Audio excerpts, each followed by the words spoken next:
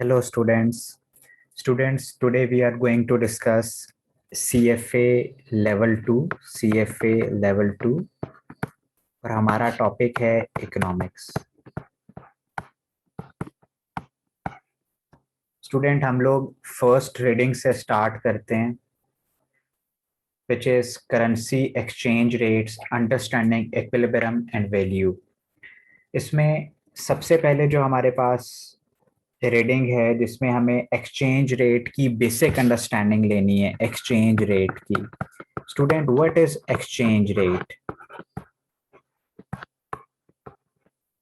Exchange rate basically price of one currency in terms of other. For example, if we have quote of USD to euro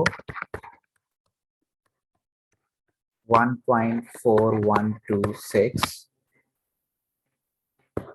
dollar, what does it mean? It means that 1 euro cost 1.4126 dollar. Clear? This is called exchange rate. This currency is called base currency. Base currency. This currency is called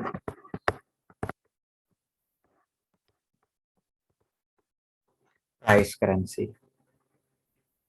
students, इसके बाद जो हमारे पास concept है वो है spot exchange rate. Spot exchange rate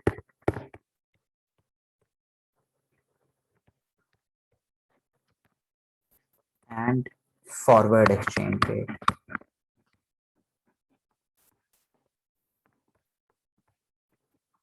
spot exchange rate कहते हैं अगर आपको करेंसीज एक्सचेंज करनी है जिसमें इमीडिएट डिलीवरी होगी।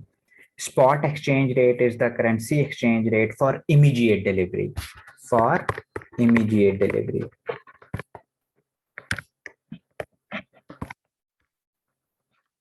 Whereas forward exchange rate is a currency exchange rate for an exchange to be done in the future.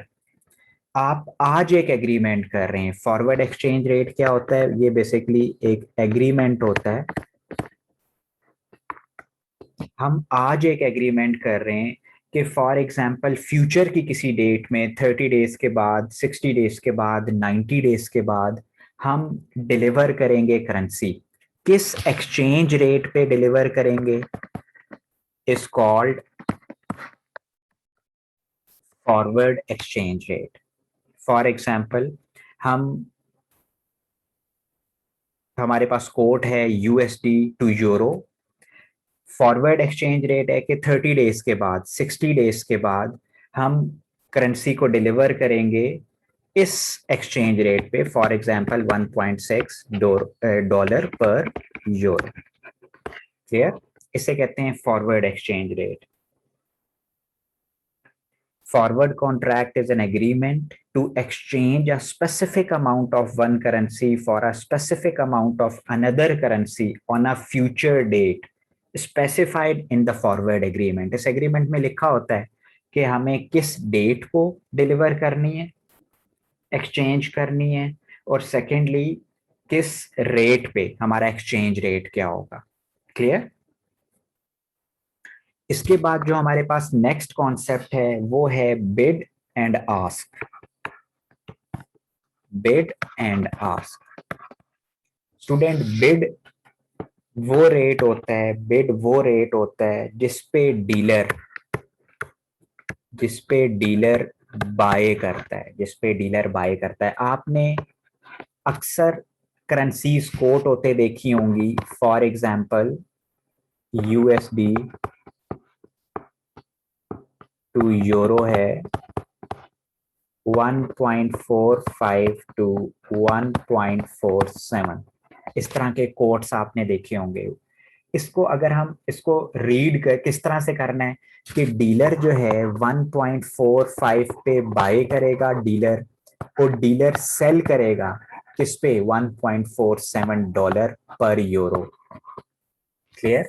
देखें हमेशा डीलर कम अमाउंट पे बाय करता है और ज्यादा अमाउंट पे सेल करता है। 0.45 पे बाय किया है, 0.47 पे सेल कर रहा है, और ये जो इनका गैप होता है इसको क्या कहते हैं? इसको कहते हैं spread. Difference between ask and bid is called spread, जिसके बारे में हम आगे चल के डिस्कस करते हैं। देखिए हम जब भी कोट पढ़ते हैं तो वो बेसिकली हम बेस करेंसी के अकॉर्डिंगली पढ़ते हैं। बहुत इंपॉर्टेंट पॉइंट है, बेस करेंसी के अकॉर्डिंगली पढ़ने का क्या मतलब है कि इस कोट में हमारे पास जो बेस करेंसी है वो है यूरो। जब हम कह रहे हैं कि डीलर बाय करेगा, इस कोट में डीलर बाय करेगा, तो what does it mean? It means that dealer will buy dealer will by base currency. Base currency मतलब डीलर जो है वो यूरो खरीदेगा, यूरो लेगा और आपको डॉलर दे देगा। किस रेट पे? 1.45 पे। और अगर हम बात करें, ये हमारा बिड है, बिड। ये कौन सा रेट है? बिड। ये कौन सा रेट है? आस्क। अगर हम सेल की बात करें, सेल में क्या होता है? डीलर सेल करेगा। कौन सी करेंसी सेल करेगा? Base currency. हम जितना भी डिस्कशन करेंगे वो in terms of base currency करेंगे। Dealer base currency I mean euro sell करेगा। किस रेट पे? 1.47 डॉलर पर यूरो। Clear students? ये हमारी बिल्कुल बेसिक अंडरस्टैंडिंग है जो आगे तक हमारे साथ चलेगी।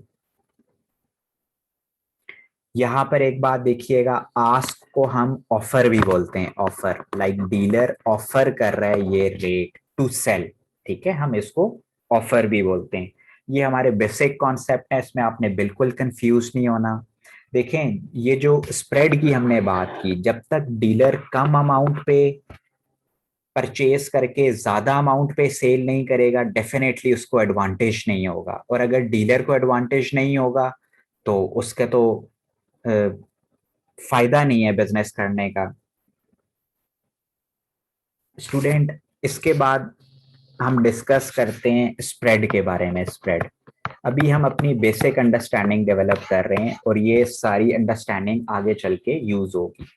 इसकी बुकिश डेफिनेशन क्या है? स्प्रेड की बुकिश डेफिनेशन क्या है? The difference between the offer and bid price is called the spread. जो ऑफर वर्सेस बिड का जो डिफरेंस है उसे क्या कहते हैं? स्प्रेड। इसको हम पिप्स भी बोलते हैं। क्या बोलते हैं स्टूडेंट? पिप्स। देखें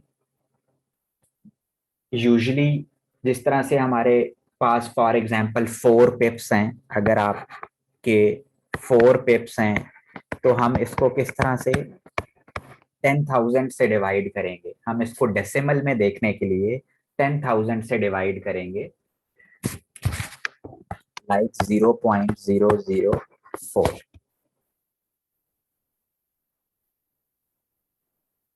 क्लियर? अब स्टूडेंट हमारा नेक्स्ट टॉपिक है कि ये जो स्प्रेड है, जिस जो हम पढ़ रहे हैं स्प्रेड, ये किन फैक्टर्स पे बेस करता है? देखें दो मार्केट्स होती हैं। एक इंटर बैंक मार्केट होती है जहां जो बैंक्स डील करते हैं फॉरेन करेंसी में, ठीक है, उसे इंटर बैंक मार्केट कहते हैं।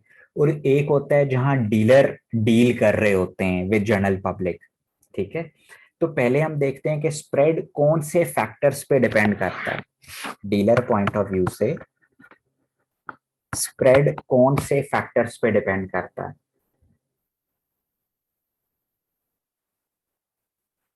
सबसे पहले हमारे पास है कि इंटर बैंक में क्या रेट चल रहा है। इंटर बैंक में हमारे पास क्या रेट चल रहा है? Students, dealer spreads very directly with the spread quoted in the inter bank market. देखें स्टूडेंट्स, जो इंटरबैंक मार्केट में कोट्स होंगे, जो इंटरबैंक मार्केट में कोट होगा और जो उसका स्प्रेड होगा, उसके अकॉर्डिंगली वो तो नहीं होगा डेफिनेटली। डीलर का स्प्रेड और इंटरबैंक का स्प्रेड डिफरेंट होते हैं यूजुअली, कोट्स डिफरेंट होते हैं, इसलिए स्प्रेड भी डिफरेंट होते हैं। तो स्टूडेंट्स, डीलर के जो स्प्रेड होता है वो वेरी करता है, डिपेंड करता है किस पे, इंटरबैंक मार्केट में जो कोट हो रहा है, जो रेट कोट हो रहा है, जो स्प्रेड कोट हो रहा है, उस पर डिपेंड करता है। ठीक है। सेकेंड पॉइंट यहाँ पे क्या है, the size of the transaction. Student, larger the size, larger liquidity demanding जो होगा, लार्जर लिक्विडिटी डिमांडिंग में हमारे पास लार्जर स्प्रेड होगा, लार्जर स्प्रेड होगा। याद रखिएगा, जहां पे लार्जर लिक्विडिटी डिमांडिंग होगी वहां लार्जर स्प्रेड होगा। फिर थर्ड आ जाता है relationship between client and dealer. अगर डीलर का क्लाइंट के साथ बहुत अच्छा रिलेशनशिप है, अगर डीलर का क्लाइंट के साथ बहुत अच्छा रिलेशनशिप है, तो डेफिनेटली वो उसके अकॉर्डिंगली फेवरेबल कोट कर सकता है। ठीक है, जहां पे रोज डेली की ट्रांजैक्शंस हो रही हैं। इसी तरह इंटरबैंक मार्केट है, इंटरबैंक में रेट किन पॉइंट्स पे डिपेंड करता है। इंटरबैंक में आप सबसे पहले देखें करेंसीज कौन सी इन्वॉल्व हैं। अगर बहुत लिक्विड करेंसीज इन्वॉल्व हैं, बहुत लिक्विड करेंसीज इन्वॉल्व हैं, जैसे फॉर एग्जांपल हमारे पास यूएसडी टू यूरो है, इसी तरह यूएसडी टू ग्रेट ब्रिटेन है, इनके जहां ज्यादा लिक्विड, हायर लिक्विड होगा, वहां पे लोअर स्प्रेड होगा, लोअर स्प्रेड होगा।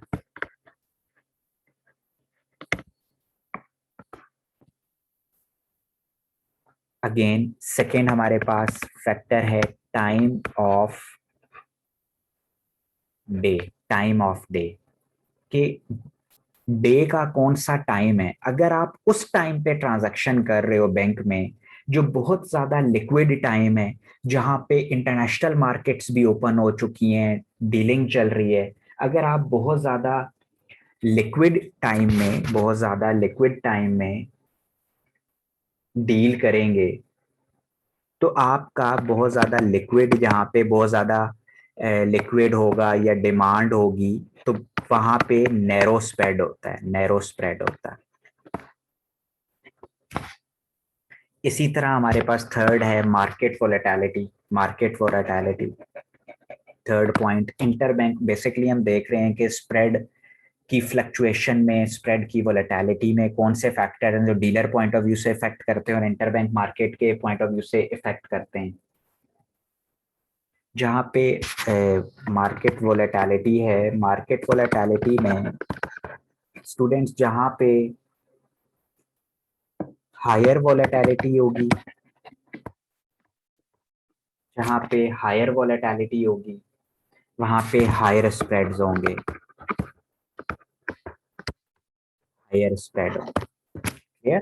तो ये हमारी बिल्कुल बेसिक अंडरस्टैंडिंग थी। ठीक है, एक वार्म अप लेसन था। नेक्स्ट वीडियो में हम इसी चैप्टर से आगे कंटिन्यू करेंगे। Thank you students, all the best for your CFA exam.